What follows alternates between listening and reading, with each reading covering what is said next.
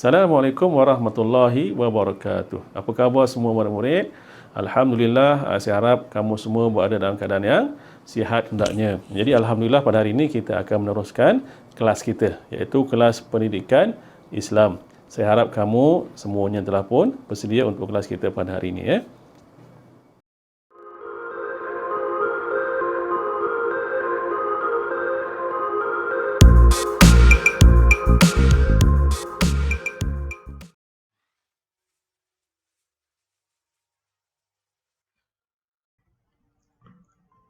Bismillahirrahmanirrahim. Assalamualaikum warahmatullahi taala wabarakatuh.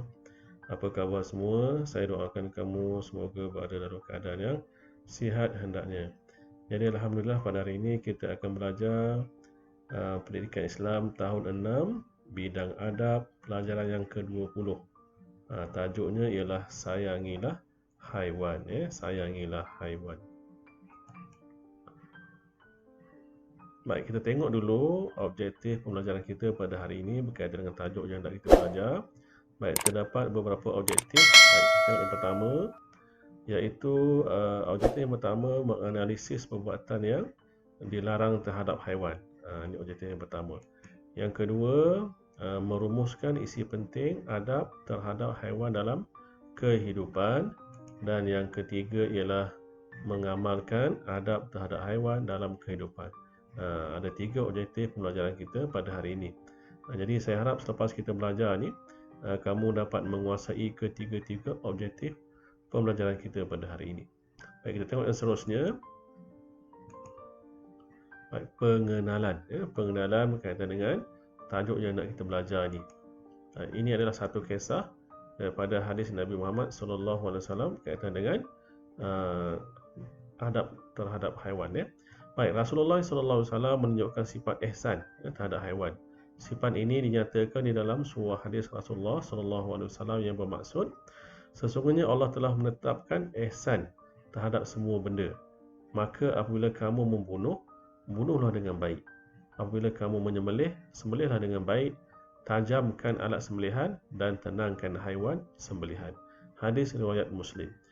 Kisah ini, hadis Nabi Muhammad SAW ini menceritakan kepada kita walaupun kita nak menyembelih haiwan tapi masih ada adab-adab terhadap haiwan tersebut. Apatah lagi kalau kita membuat satu perkara yang boleh menyakiti haiwan dan sebagainya, itu memang dilarang dalam Islam. Ini kisah berkaitan dengan adab terhadap haiwan yang diceritakan dalam hadis Nabi Muhammad SAW.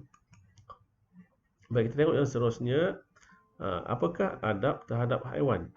Apakah adab terhadap haiwan?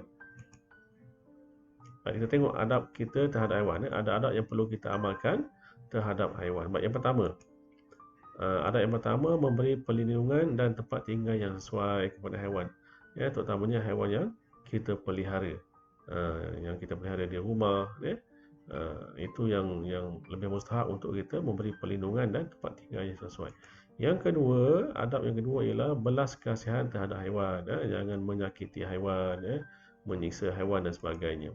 Baik, kemudian memberi makanan dan minuman yang berkhasiat. Ini lebih-lebih lagi kalau haiwan itu ialah haiwan peliharaan kita, yang kita boleh di rumah kita seperti kucing, ikan dan sebagainya. Jadi kita kenalah memberi makanan dan minuman yang berkhasiat kepada haiwan-haiwan tersebut. Kemudian adab yang seterusnya yang keempat, penjagaan dan rawatan yang baik. Jadi haiwan ini bila kita jaga mereka, bila kita pelihara mereka, kita hendaklah jaga kesihatan mereka juga, seperti mana kita menjaga kesihatan kita. Baik, adab yang kelima iaitu hindari perlakuan yang zalim. Jangan kita bertindak zalim pada haiwan. Kita selalu tengok dalam surat khabar, dalam video, ada orang yang menyiksa haiwan, seperti contohnya memotong kaki haiwan, mencabut kuku haiwan. Jadi itu menyeksa. Kemudian yang seterusnya, menjaga habitat haiwan untuk mengelakkan kepupusan. Habitat ini adalah tempat tinggal haiwan. Jadi kita kena jaga tempat tinggal haiwan ini, jangan dimusnahkan dengan sengaja. Kerana tempat tinggal haiwan ini membolehkan mereka hidup dengan lebih lama lagi dan membiak untuk keturunan mereka. Dan yang terakhir ialah berkaitan dengan adab, tidak membunuh haiwan tanpa sebab. Ini memang dilarang dalam Islam, ya. Tanpa pasal-pasal kita bunuh haiwan, tak kira haiwan apa, ya. Membunuh boleh tetapi mesti ada sebabnya, ya. Dan cara membunuh pun telah diajar oleh Islam, ya, supaya beradab. Baik, itu antara adab terhadap haiwan, ya. Baik, seterusnya, apakah kebaikan mengamalkan adab terhadap haiwan? Kita amalkan kebaikan terhadap haiwan. Apa ada adab dia? Untuk kita amalkan terhadap haiwan, sama ada haiwan yang kita pelihara ataupun bukan, ya. Baik, kita tengok. Ya, kebaikan jika kita mengamalkan adab terhadap haiwan. Yang pertama, haiwan, ya. Haiwan tersebut terhindar daripada sebarang ancaman, ya. Yang kedua, haiwan menjadi sihat dan membiak dengan baik. Kalau kita jaga haiwan ini dengan betul, mereka akan sihat dan boleh membiak dengan baik, ya, untuk keturunan mereka. Yang keduanya ialah manusia. Ya, manusia mendapat sumber makanan yang mencukupi.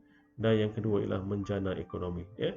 Jika kita pelihara haiwan dengan baik, dengan betul, ya, kita boleh mendapat sumber makanan. Kita boleh makan dagingnya. Seperti haiwan ternakan, lembu, kerbau, kambing, bibiri dan sebagainya, ya. Jadi kita boleh makan, kita boleh dapat sumber makanan daripada haiwan-haiwan tersebut. Yang kedua, bila kita menternak haiwan, ya, kita boleh jual juga, ya. Haiwan itu bila kita jual, dia boleh menjana ekonomi kepada kita dan negara. Okey, yang seterusnya, adab yang perlu kita amalkan untuk alam sekitar, ya. Habitat haiwan itu terpelihara di samping melestarikan ekosistem alam. Ini kalau kita jaga habitat haiwan, kita tidak memusnahkan dengan sengaja, jadi kita boleh memelihara habitat haiwan tersebut di samping melestarikan ekosistem alam, ya, yang tidak tercemar. Baik, sedikit info di sini. Beradab terhadap haiwan dituntut dalam Islam. Tapi sekiranya haiwan tersebut memudaratkan, kita dibenarkan membunuhnya. Jadi bukan suka-suka bunuh haiwan, ya. Bunuh haiwan ni dengan ada alasan ataupun sebab yang tertentu. Baik, kita tengok yang seterusnya. Apakah perlakuan yang dilarang terhadap haiwan? Tadi adab yang perlu kita lakukan terhadap haiwan.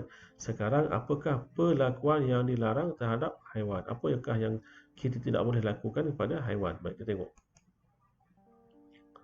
Yang pertama, ya, kita dilarang memusnahkan habitat haiwan, tempat tinggal haiwan. Kenapa?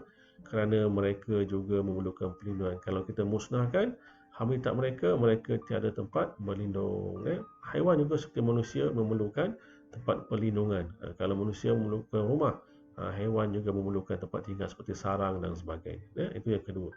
Yang pertama. Yang keduanya ialah kita dilarang membunuh haiwan dengan sengaja. Ya, dengan sengaja ni maksudnya tanpa sebab lah, suka-suka bunuh, tak boleh. Kenapa? Kerana kita berlaku zalim, ya, kepada haiwan tersebut. Baik, yang ketiga, baik, kita dilarang menyeksa haiwan dengan sengaja. Macam yang saya cakap tadi ni, ada orang pergi potong kuku kucing, ada orang pergi potong telinga kucing, cungkil matanya, pukul kepalanya, itu tidak boleh, ya. Jadi kita kasihan terhadap haiwan juga, makhluk seperti kita yang memerlukan perhatian, ya, kasih sayang dan sebagainya. Ini antara beberapa perkara yang dilarang, ya, kita lakukan terhadap haiwan, sama ada haiwan peliharaan kita ataupun haiwan-haiwan yang bukan peliharaan kita ataupun haiwan liar. Baik, kita tengok sedikit rumusan pelajaran kita pada hari ini berkaitan dengan adab terhadap haiwan. Apa dia rumusannya? Kita dituntut supaya kasih dan berlaku ihsan terhadap haiwan, sama ada haiwan yang dipelihara ataupun tidak. Jadi inilah adab kita, rumusan pelajaran kita terhadap adab terhadap haiwan, ya. Supaya kita sentiasa, ya, menunjukkan kasih sayang kita kepada sesama makhluk, bukan hanya pada manusia tetapi juga kepada haiwan dan tumbuh-tumbuhan. Jadi ini rumusan pelajaran kita pada hari ini. Baik, sekian saja pelajaran kita pada hari ini. Terima kasih kerana menonton video ini. Semoga murid-murid mendapat manfaat dari video ini dan sentiasalah amalkan adab-adab terhadap haiwan. kerana haiwan juga makhluk seperti kita yang memerlukan perhatian dan ihsan manusia. Jadi sekian dulu, kita jumpa lagi pada pelajaran yang akan datang. Sekian, terima kasih. Assalamualaikum warahmatullahi taala wabarakatuh.